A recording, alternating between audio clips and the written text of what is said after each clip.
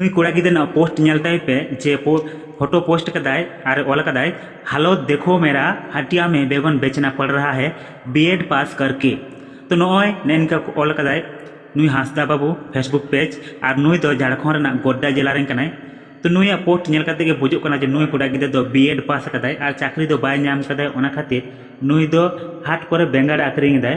तो मेनखान हाट करे बेंगार आक्रिंग नो दो लाजा बांग कना चेदा से आपे बड़ाई गया जे नेता जो हर चाकरी बांग को नामको सरकार जो हर चाकरी बाय एम दाड़ेयाको चेदा से नेता जुदी 1 लाख वैकेंसी तुदुग कना उनारे 4 लाख कैंडिडेट को फॉर्म को फिलआप दाको। तो मेनखान बाकी 3 लाख दो चाकरी बांग को नामको बेकारो गया।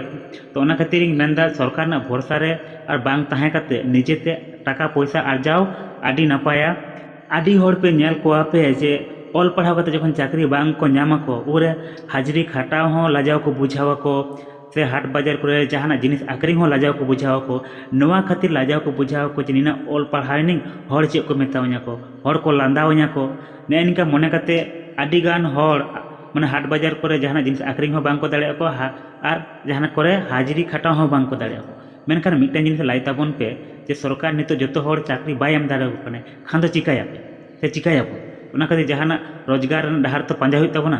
ओना खातिर मेना जे जखन बन ओलोग पढ़ा कना तो ओलोग पढ़ा साव सावते तीर ना कामी हो चे ना दरकार कना चेदा से जखन चाकरी जदि बाबन नामा जहां तीर ना कामी बाड़ाया ओनाते टाका पैसा आर्जाव दाड़ेया।